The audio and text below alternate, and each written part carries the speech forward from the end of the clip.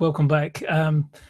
Well, it's been a very busy 2 weeks for me over the last 2 weeks. Busy at work and all sorts of stuff. I had no chance of getting any type of broadcast out to you at all.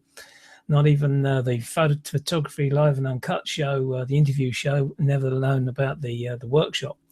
But anyway, yeah. After a short break, I'm back. Got some new ideas put together, and we're going to do concentrating in the workshop today about silhouettes, which I think we'll tie in an assignment with that as well. So I'll be opening up the Flickr site for 3 images where I'll be asking you to forward your silhouettes images. First of all, though, as I mentioned, I wanted to touch on very briefly why I bought this camera, the X-Pro1. Can just about see it. It's a little bit on the dark side. I'll get it in the light for you. I bought the X-Pro1 because, as you probably know, I had the X-T10 before. And with my other cameras, my X100S and the XE1, they're basically rangefinders type cameras. And I was finding myself a little bit using the one eye, which I've training myself to use just the one eye. I'm finding it difficult to actually switch to the X-T10, which is single lens reflex style. So digital SLR, that is. So I was really keen to get the X-Pro 2, but at £1,300, it's a bit outside my budget. And then I came across 2 very interesting videos put together showing the advantages of the X-Pro1 as it is now with its latest firmware. That really there wasn't a lot of difference in the two. I say not a lot. There are some basic major improvements on the Pro 2 to the Pro 1, which I'll go into shortly for you. It then so happened that I had a chance to go along to a, they call it a touch and try event at Fuji, where we could use the X-Pro 2. And I'm going to show you some images shortly. And the X-Pro 2 is without doubt a fantastic camera and a great new addition to the Fuji stable in terms of body. Whilst using the Pro 2, sorry, I used the 16 to 55 zoom lens, which I've got to be honest with you, I found for street photography, I would find it a little bit on the heavy side. Nevertheless, a great lens, faster focus, as the camera would be faster focus, and there really was nothing for me really to complain about the images. In actual fact, the images were stunning. It focused very quickly. The increased speed of continuous shooting was incredible. Where we had an opportunity to shoot some passers, some rowing teams going past.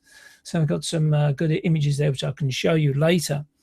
I think really the only major point that I would hasten to add with the difference between the Pro 1 and the Pro 2, which is disappointing the Pro 1, they can't do some kind of firmware, is that on the Pro 2 there is a front wheel. And on the front wheel, you can actual fact to set your camera to the T mode, and you can actual fact adjust the shutter speed using the wheel very, very quickly. There isn't a front wheel on the Pro 1, which is something which I think I would say is a major influence and the difference between the 2 cameras. Yes, there are new filters. You've got this new Acros filter and a few others, and the chrome effect filters of the Pro 2. A larger sensor size, 24 megapixels against 16. And the only advantage of having the larger sensor is that obviously you can crop down your image quite significantly. And I'll show you a very good example of that in an image that I took.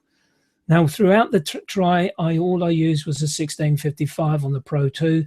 I didn't chop and change. There was opportunities to use the 50-140, the 100-400, the 56 and the 90mm. All the lenses were there to be used, but I really wanted to concentrate on the 16 to 55 because it was the closest to my 1855. And to be honest with you, personally, I think the 1855 sits very neatly on the Pro 1 body and the XE1 body, to be quite honest with you, and will serve me ideally for street photography.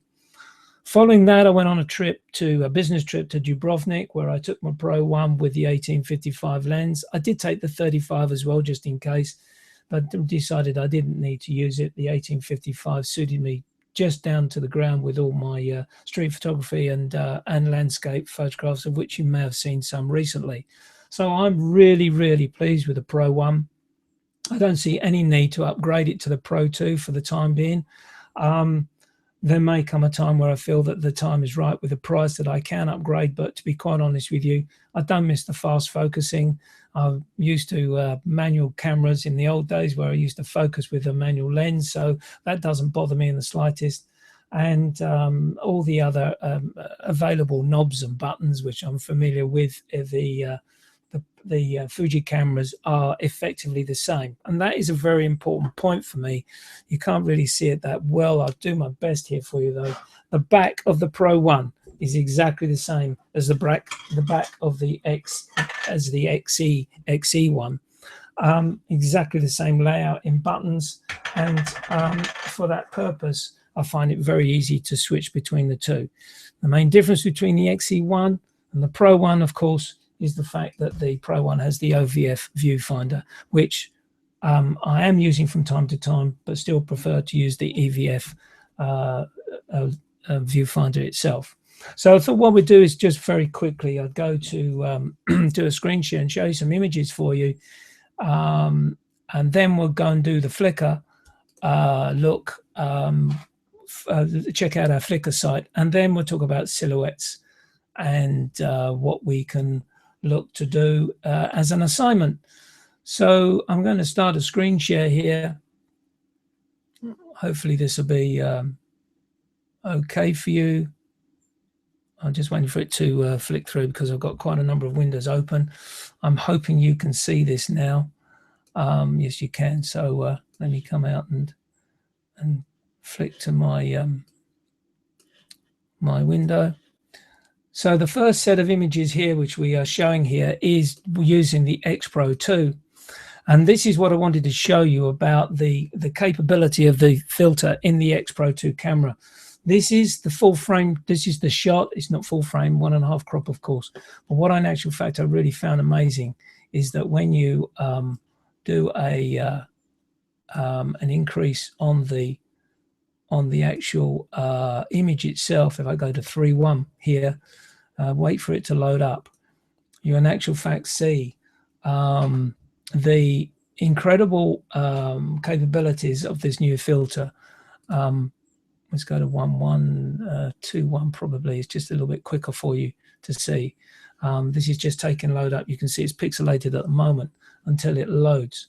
And this is what I was really, really pleased about in terms of what you can actual fact get with the new Pro 2 camera, and the fact that you have got this great capability of being able to crop your images and get some really fantastic detail from the image itself. I do apologize, it's taken a long time to load here, but here we go. So that's what I was absolutely amazed about in terms of this is only taken with a 16-55 lens at 55mm. And as you can see, it was taken at 1/1800th of a second at 5.6, 55mm, ISO 400. Look at the dimensions of the original file, 6,000 by 4,000. And I think that's a very important point you've got to consider when you start looking to buy cameras with bigger sensors. You've got to make sure you've got a computer, which has got the capability of working with these larger files. As you can see, mine was really struggling there to open up this image. Let's go back to 1.1, and you can see I'm really pleased with that particular image. This is the mum on the right-hand side, and she was getting very, very frantic with a lot of swans around as her little babies were getting into the cygnets were getting into the water. So she was having a right old go at everyone. So that, I think, is a very important point to consider when you're looking to buying a new camera. I'm going to start another show. It's called In My Opinion, and I'm going to be talking extensively about what I think people should buy and not buy, and all sorts of stuff like that, to be a little bit contentious for a little while. So just going through, you can see these images are very, very sharp indeed with regards to the images that have been taken, and really very, very impressive as regards to what the Pro 2 camera can do. I've done nothing to these. These are basically the raw files, and I do shoot at -1 EV. So that is probably the reasons why well, it is the reason why they're looking a bit on the dark side. I'll give you an example of what we can do here with this particular one. Again, with a larger file, the computer takes a while to switch over, and it is worth considering this if you're looking to get a bigger camera in terms of its sensor size. If you want to start switching to a maybe a full frame camera, you've got to make sure that your computer has got the guts to do the work with these new files which you're going to get. And you can see my computer is a bit on the slow side with these images after I've increased the shadow detail, trying to sort of show you what can be done here. And you can see now as I'm opening up the file in terms of its to show the detail of it. And it's just a preference that I have to shoot with a at -1 on the EV, and then gives me the opportunity to make the adjustments in the files. Let's move on to a few others. This is another interesting area where I found where the file size will help me in terms of this. Again, I was at the extremities of 55mm on the lens, 44mm in actual fact on this lens, and I can actual fact blow this right up to the individual. There you see it. It'll start to go in close and then tidy up. And there's a lot of detail here in this particular image, which are available for you to utilize. One final shot. You can see this one of the rower. This was taken with the continuous mode set on the camera. And I was amazed at how fast the camera was shooting. And it was really buffering after around about 12 images taken, more than enough for a would-be action shot photographer. I don't think the Fujis are set out to be sports cameras. In that saying, the X-T2 is due out very shortly. And who knows, that may be better suited to the sports photographer. In saying that, I've been seeing some very, very interesting work created by the sports photographers using Fuji equipment. So there you are. There's the clarity that you can see, and I'm going to blow in just a little bit more. It's just starting to get a little bit soft in terms of its focus, but certainly that will do me a very nice 10:8 print, or maybe just squeeze it out to maybe an A3 print. So I was pleased with that. So let's have a look at what the X-Pro1 is like. Now, these are flowers taken in my garden. And I've got to say, when you consider it, there is really, admittedly, a lot of the shots that I was taking there with the Pro 2 were distance type shots to show the effect of the cropping capability. But I've got to be honest with you, look at the details in these particular images. And what's more, I in actual fact can start work on these a lot quicker than the Pro 2 files, because they're 3264 by 4896. And I must be honest, I cannot believe the quality of the images. It's nothing that I didn't expect, because the XE1 is exactly the same camera. So you can see all the superb coloration of these flowers that I've taken, as I say, from my back garden. Exact match of color. There's no color distortion at all.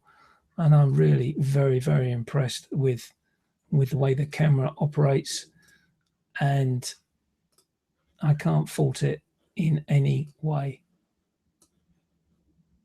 Just take some different images. This is my shed. I've just taken some images here of just to show some color work and its focusing capabilities.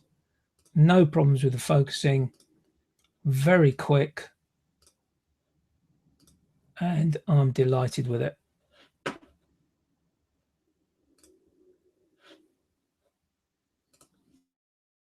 With the camera. That's the X-Pro1 compared to the X-Pro2. Yes, the X-Pro2 is a better camera, don't get me wrong, But if you can't afford the X-Pro 2, get an X-Pro 1. Slightly bigger in the hand than the XE1, purely simply because you've got the OVF viewfinder on the left-hand side here.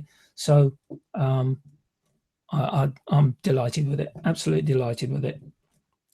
So that was that. Let's go to the Flickr site now and talk about the images which have been uploaded. I'm hoping we can, let's just reduce Lightroom for a second. Go to, where are we? Safari.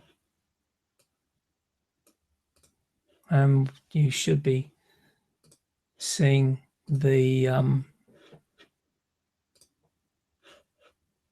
hoping you can see the Flickr site now. I've got a little bit of tunnel vision, but I hope it's cleared up for you.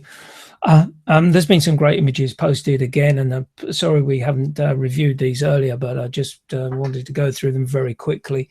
I love this shot here taken by Scampagni. I don't know whether we've seen this one before, but it doesn't matter because it shows great detail in a mono effect of a inside of a church in how do you pronounce that, Canidown. It's a great shot. I really like this, and you've done well. We've got 15 favorites, which I really like to see you guys getting more appreciation of your work. Good contrast, as someone's mentioned here, found in a church graveyard group. Clearly not a church graveyard, but even so, I don't know why someone posted that. It's ridiculous. But anyway, great shot, lovely detail. You've got some good shadow detail, and you've got some great highlights, controlling the highlights here as well.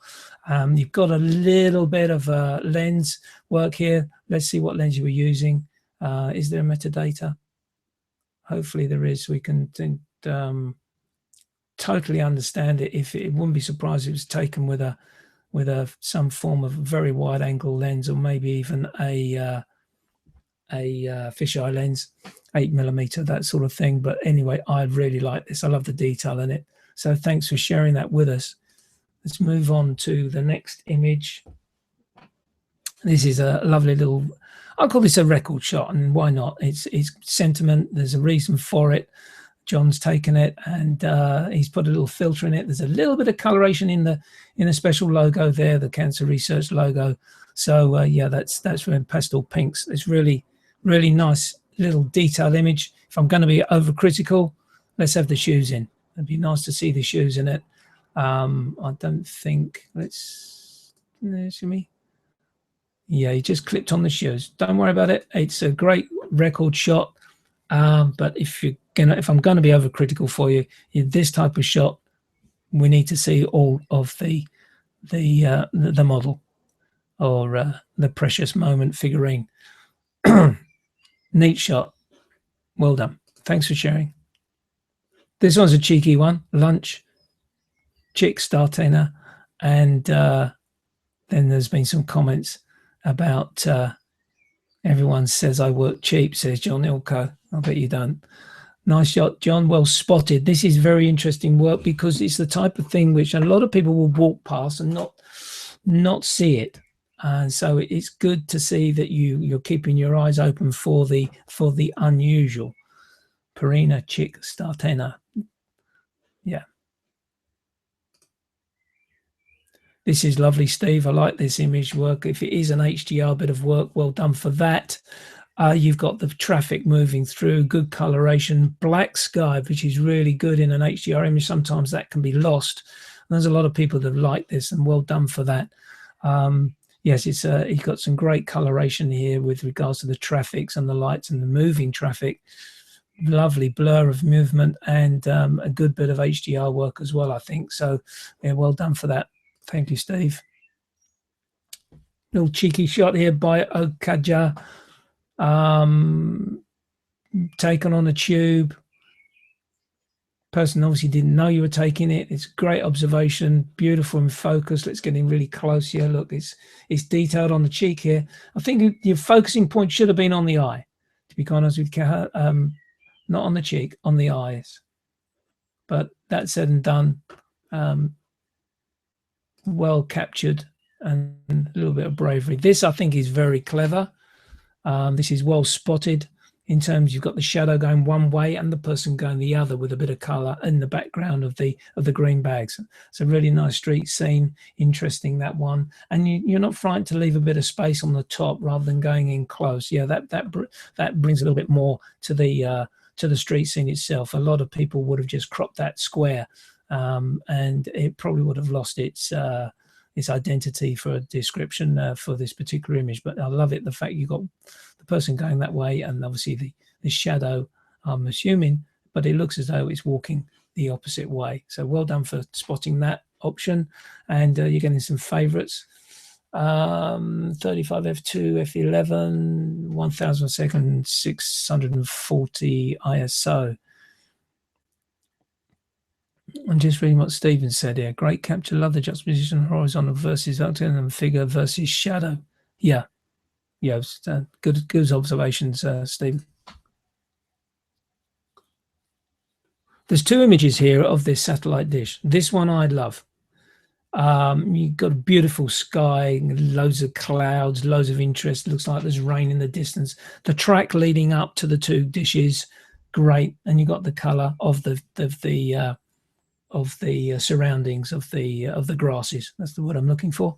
There's one later where I think you've lost the style and the potential of the image. This one tells me much more about the open space of where these satellite dishes are placed in this vicinity, in this area. So this is my favorite of the two.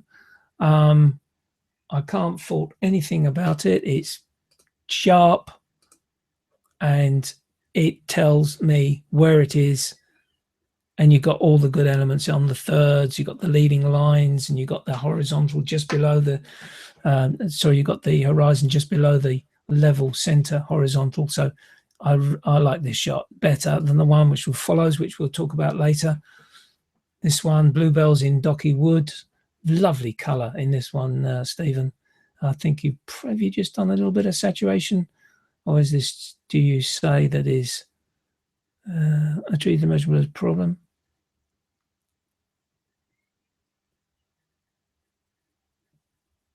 No, you don't say. So I'm assuming you've just done a little bit of saturation of the green there, which is not a problem because it really does work well. It's a lovely pano style that you've created there, a letterbox style of the image. This is the one where I think it is dynamic, but I think you've lost the sense of where the dish is based. That's how I view it. I think the other one is far better because of the leading lines and showing me the area that it's in. So I'm going to leave it at that. On that, that's the reason why I made the comments. It's beautifully sharp. Love the sky. I quite agree with you, Justin. And a very good tone and detail, as Thorpe says, with regards to it being in a mono image. But you've clipped the bottom off, and that's probably where it starts to go on the negative side of me compared to the other image. This one, when I first saw it, I thought, oh, someone's been playing around with some color and filtration. But Justin mentions later on, all colors are natural and very pastel and relaxing. So beautiful. And it's a lovely shot in the sense of the way you've caught the yacht in this sunset with the blue sky. Very simplistic image, just after sunset, as you say, and it's well seen and well captured. Stunning shot. Stephen's made a comment here. I like the uncluttered composition and colors. Yeah, this is it. It's a very simplistic and minimalistic type image, isn't it? And it's well seen and well captured. Beautiful shot here, Stephen. Love it. The tin mines down in Cornwall. Beautiful sunset here and long exposure of the sea.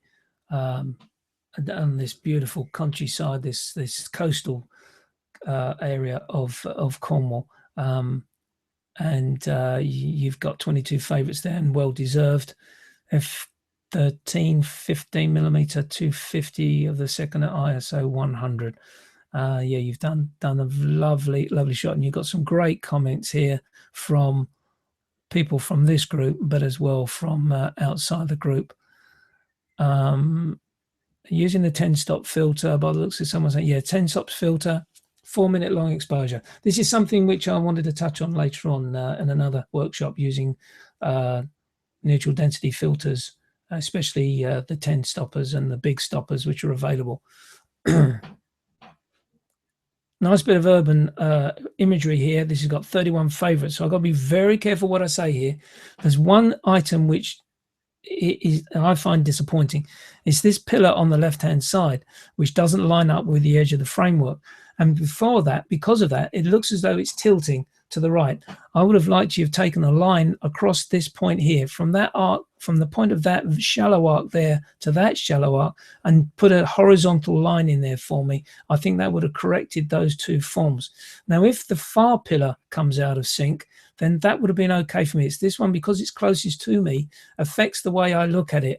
It seems tilted to the right-hand side. But let me say this. You got 2 comments and you got 31 favorites. And both comments, they like it. But just look out for this horizontal here. If you look at it again, actually, it's tilted to the right. It's going down on the right-hand side. I would like to see that leveled up. I think what you've done is you've taken this line vertical here to get the vertical of the image. But I personally think you should have taken the horizontal to get the to make it look more balanced in its setup. Nevertheless, that's a simple correction for this image, no problem at all. And it's a good urban shot. I like it. Using the Sony 28mm f2. Let's see what other bits we can find out from it. Lots of information there. Can't find the shutter speed. Doesn't matter. Just out of interest, really, that one. And then we got a couple more. This one I really like. This is a great study. Everyone's doing something different. At first, I thought there should be a crop on the right-hand side, but then I thought, no, there's someone through the window there that you can see, and it becomes part of the image. Everyone's doing something different. One's spotted you taking the photograph, one on the music, one on texting, phone. It's just a great spot, and it really does work for me. So well done for seeing it. Stephen spotted that everyone's in their own story. And just out of curiosity, I zoomed on my screen to crop out most of the grey wall on the right. It brought me closer to the people. Yeah, I saw that comment, Thorpe, and at first I agreed with you, but then I thought, no, he's important. He's part of the subject matter in sense of it's almost a lead-in, isn't it, to this group of people. And no, I think it works. So well done for that, Atsy. And you know, guys, thanks for making your comments here. This is really important to the photographer of the image. That's one of mine. I thought it was a little girl. Someone corrected me, thought it was a boy, sorry, and someone corrected me, thought it was a little girl, so I changed it to bandana kid. All I was doing was sitting at the side of the street in Dubrovnik, taking photographs of people as they walked past, and just the odd person was looking at me. Now, these were taken with my iPhone 6S using the Hipstamatic filter in its one of its mono filters within the app. So I really enjoyed just sitting there, just having a drink. Beautiful sunny day, and these people walk past. And this one again, taken of the Chinese or Japanese guy walking past me. It appeared as though he was tipping his hat, but he wasn't. But I called it tip of the hat. Hit the wrong one. I've got to go back into the images. Sorry about that.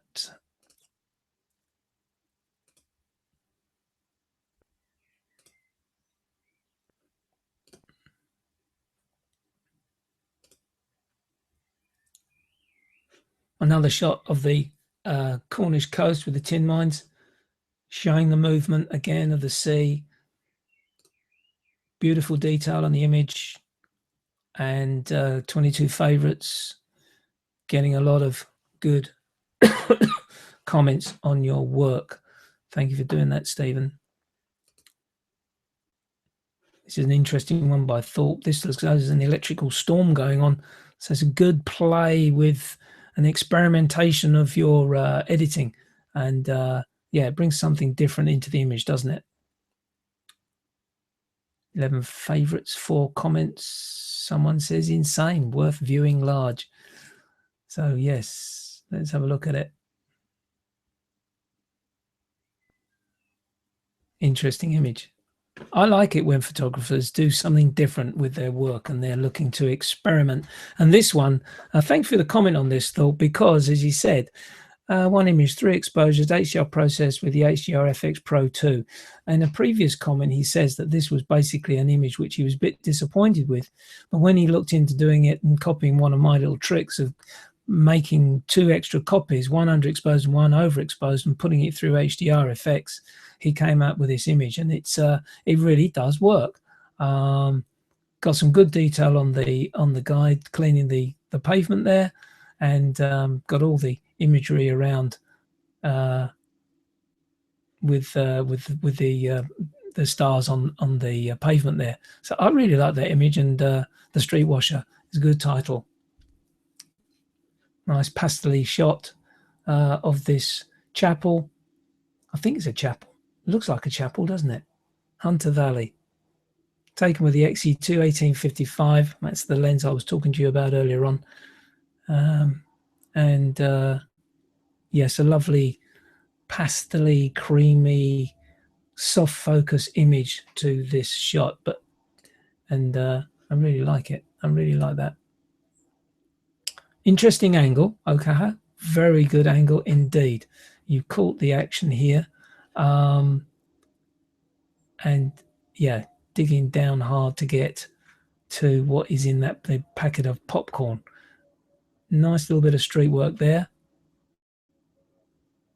In this situation, people would say, oh, it's a shame about the arm, but you're taking an opportunity to grab a reaction or a sort of what the person is doing, and you've got it here.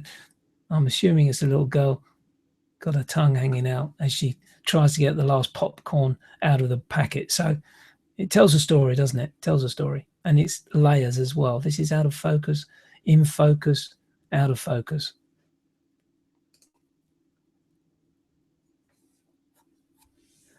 For one moment, I thought this shot was taken in Dubrovnik, but it's not. It's taken in Stockholm. Of this couple walking towards, and you've waited as long as you dare for the people to get close to you without them recognizing or realizing you're taking the image. So well done for that. And it doesn't bother me that you've cropped the top of the guy's head off, because the main concentration is on the lady with her blonde hair, glasses, and the red and the darker blue of her dress, which complements his clothing color.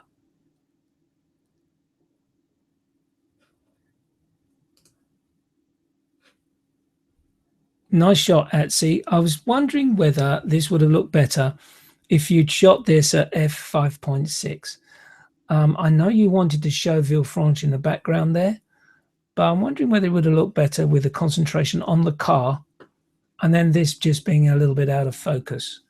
I get the impression you're probably trying to say a little bit too much with the image. That would be my only comment about it. It's not a critique, it's a comment, because let's face it, it is a beautiful car, and it is, you're quite right, parked where it belongs, Bay of Villefranche, which is a beautiful part of the French Riviera. Lovely angle, Stephen, like it immensely. Great detail, making you think, where are you? Doesn't matter. It's an almost abstract, isn't it, image here. Reflection of the sky in this building here, and then you've got that angle against this angle, almost reflecting the design of the buildings. And this is good work. Good work. And then this one, Thorpe, I was wondering whether you should have cropped this to a square, because this is a little bit of a distraction for me. And I think you could have cropped it to a square to keep the angle. And I think it would have been a little bit more dynamic and to the point. It's this lamppost down here, which I keep looking at, and I don't want to look at it. I want to look down here. And I would have cropped it and made it a square image so that it was equally balanced.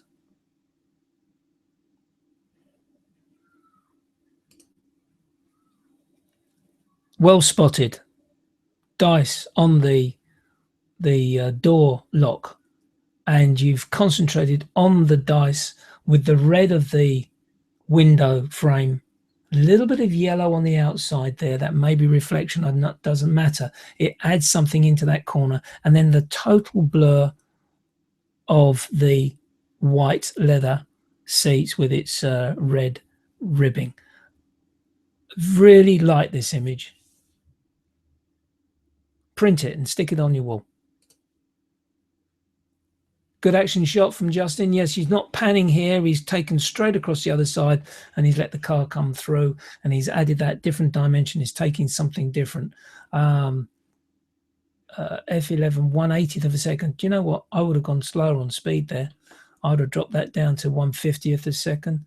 You would have been all right with the lens by looks in 24-70mm. Yeah, you would have been able to do it, especially with the 5D Mark III. You would have got that more blurred, which I think would have added to it. But even so, I like it. I like the rally effect of the car. So yeah, I like that image. Another good one here of the motorcyclist, and I did go in close on this. Beautiful detail on the motocross cyclists, again taken with the 5D Mark III 100 to 400mm lens, and you've taken this and the 300mm at a 1600th of a second, and you would have to make sure you get everyone sharp. So well done on the choice of lens and on the choice of shutter speed.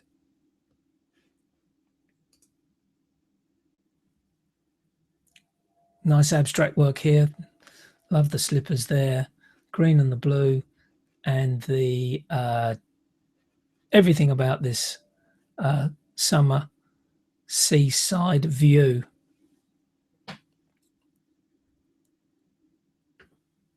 Maybe just a little vignette would have helped on the outside there, but that's my personal preference, as you know, with this.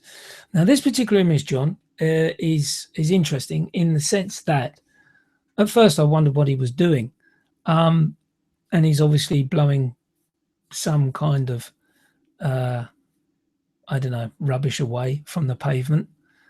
I would have liked to have waited for him to get a little bit further away from these trees, so that he was more central on the pavement in terms of where you were viewing. But I'm struggling to know what he's doing because there are no leaves being blown away. That's the point which I'm trying to make here. But even so, clean up. You've seen someone doing some work, and it's 18 favorite, so I've got to be very, very careful what I say here, haven't I? But I'd like to see something going on here where I'm waving the cursor. If there was some leaves going there, then bingo, you got the shot. But he's not. He's just literally crossing your pavement, and unfortunately, he's in front of this this tree tree here. So I'd like him to be a little bit more central. But I'm really being very, very pernickety there. And the final shot, a guy walking through a marina, taken by John. Little lead in here with a banister towards the person, obviously checking on his phone, or maybe he's taking a photograph of these yachts in the marina. Maybe a little crop across the top, maybe, and a little crop down the right hand side, just to get a little bit closer to your subject matter, which is this individual here.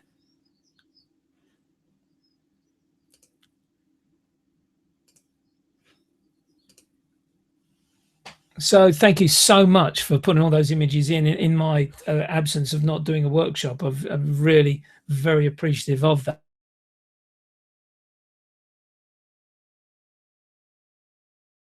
There.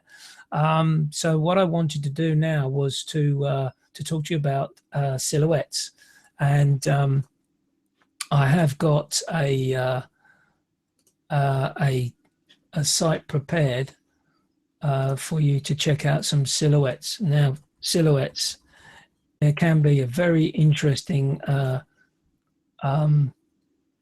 mode of photography to do, especially when you're on the street photography, because especially if you've got lights behind an individual, you get these very strong silhouettes of people walking in front. The way to do it, simply you're looking for a fast shutter speed to, in actual fact, concentrate your exposing for the light at the back, not exposing for the individual or the subject matter in the front, because you want that subject matter to be purely black. So it doesn't really come into aperture unless there's a depth of field that you particular want to show. But with regards to the silhouette, we are exposing for the light matter behind the subject to give the to give that silhouette effect. So let me get my Pinterest site up, which I've just got to load up. If you just bear with me.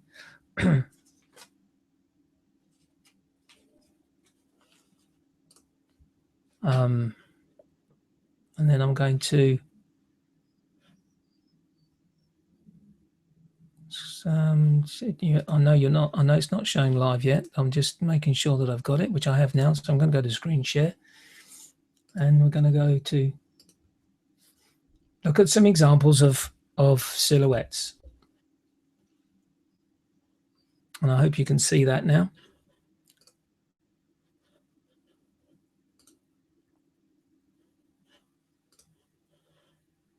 So the first one is one by myself, taken on a snowy day, park bench, and I've exposed for the snow.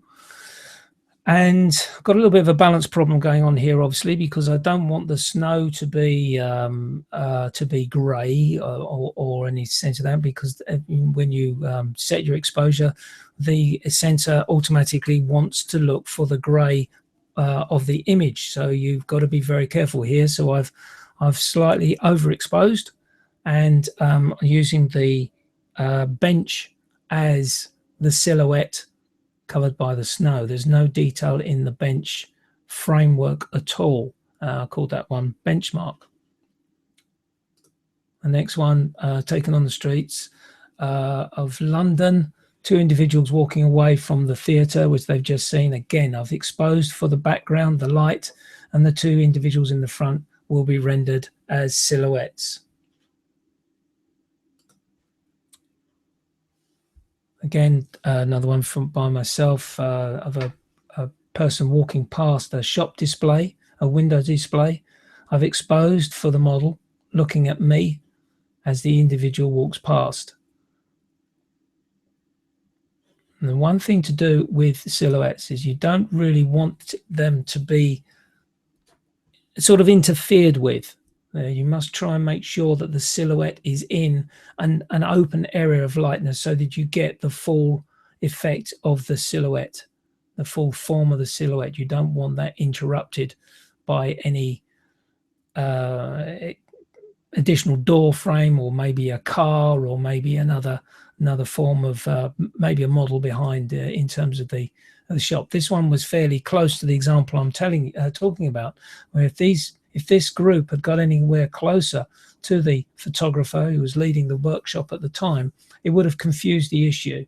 So I've managed to get effectively three groups of silhouettes against a light background here.